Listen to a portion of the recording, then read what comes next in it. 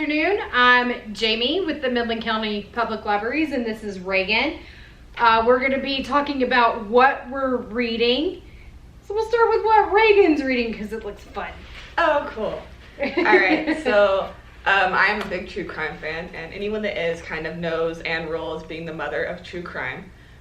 She worked with the police department for a number of years, and then she became a journalist.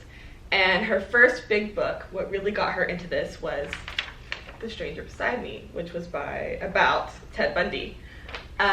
So if people don't know Ted Bundy, he was a pretty notorious serial killer. He was very charismatic, and that's kind of what got people to be victimized by him. He was well liked. Lots of people enjoyed him. And Anne actually knew him personally. They were friends. And so this book is written by her, and we have the audiobook in Hoopla, which is also read by her, which I think is really nice because you really get to feel her feelings while she's reading it, and while she's talking about realizing that her friend is probably a serial killer when she starts watching the news, seeing the sketches come out of who they're looking for.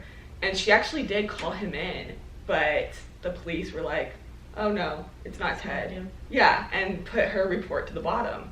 And then his wife called him in too, and that was when they started being like, maybe it is him. But I think the big kicker, what really surprised me about this book, is how Anne and Ted Bundy met was they worked the suicide hotline together.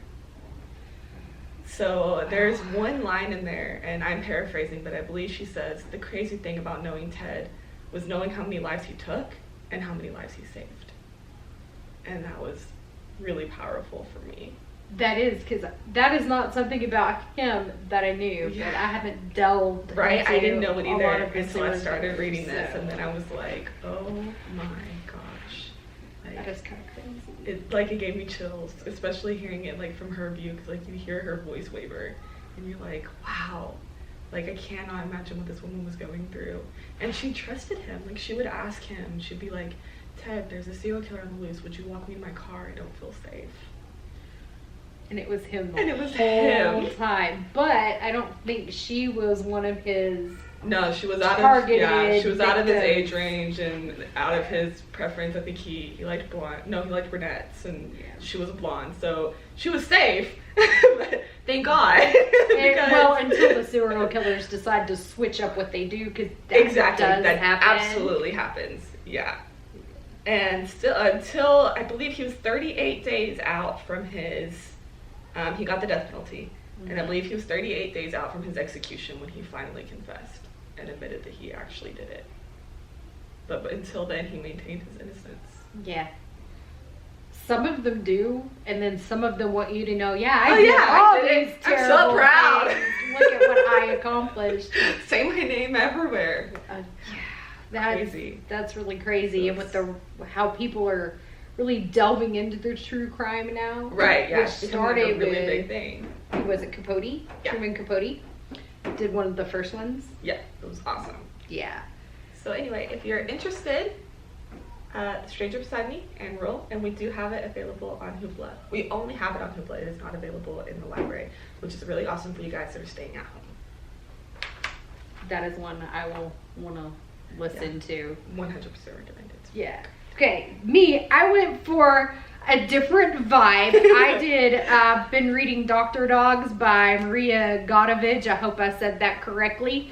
I'm still reading it because life has gotten really busy, so I'm not getting through it as fast as I would if it was fiction. But being nonfiction, there's a lot of, and especially since it's a medical book, there's a lot of medical details to kind of process. We really went full circle. Oh, we did. Here's the killers, and you're like, and here's the doggies. And they're healing people. Doggies. Yes. I have gotten through the chapters that talk about the dogs that have been trained for helping you with your diabetes, your seizures, so epilepsy and cancer. Nice. I've gotten to some that are like, they're complete doctor dogs. They can sniff out pretty much anything. One of the good things that I've really enjoyed about reading this is she meets with all the different places across the world that are training these dogs for the different things. and delving into the science part that's making it hard for them to say, yes, these dogs are actually managing to do that. But when she points out the lives these dogs are helping save and their accuracy, I'm like, come on, science, catch up. The dogs. One of them she was talking to was a dog that had been trained to help sniff out hypoglycemia for diabetics. Oh, whoa, that's awesome. Yeah, and they're because they can just sense, and how many times they were helping these diabetics who were having those blood sugar lows or highs or however they needed. But this one dog was able to know when someone was going to have a seizure, when they had cancer. Like the dog would go over to one of her friends and would sniff in at her leg and would paw at it. And it went on for a couple of months, and then the woman went into the doctor for something else and had it checked out, and she had a melanoma.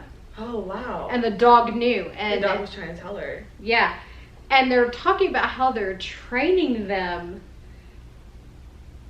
like for the cancer. They're like, one of the issues with it is they can't figure out if there's one kind of scent for cancer that they're finding, or if every cancer has a different scent. But some of the dogs that they've been helping and training and going through the process and who have been placed with families to help them have been able to find breast cancer, thyroid cancer, colon cancer. I mean, they're kind of going all over the place for some of them.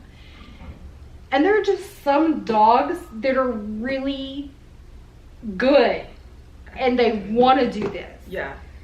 And I haven't gotten to where it starts talking about like the therapy animals, the emotional therapy animals. And I know I got really interested because with my health issues, in the future, I may need one of the dogs to be my help and guide. So I'm like, ooh, this came in and I really want to read it. And it's talking about dogs that they're trying to figure out how to make them more accurate and what training they need, but there's not a lot of funding. The science is trying to catch up. And some of the doctors and the scientists are like, yes, but we can't prove it yet. So what they're working on. And I'm still reading it. It's fantastic. So if you're interested in Dr. Dogs and therapy dogs, I would highly recommend checking this out. She has some other books like Top Dog.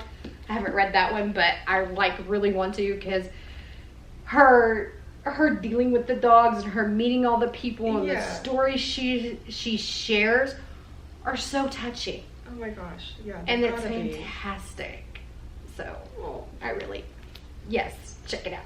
Yes, absolutely. Yeah. Awesome. I think we had some really great recommendations. I think we do too. I think we got a nice group of people there. Yes, we went around the board. All right. Okay. So we'll catch you maybe next time. We don't know who's going to be on for what we're reading next, but keep watching for it. And if you're on our Facebook page and you pick these up and you decide to read them, let us know. Tell us how you liked them. If you have other recommendations, let us know. Tall City Libraries on Facebook. Yeah, we'd love it. Absolutely. Right. Thanks, guys. Bye, guys.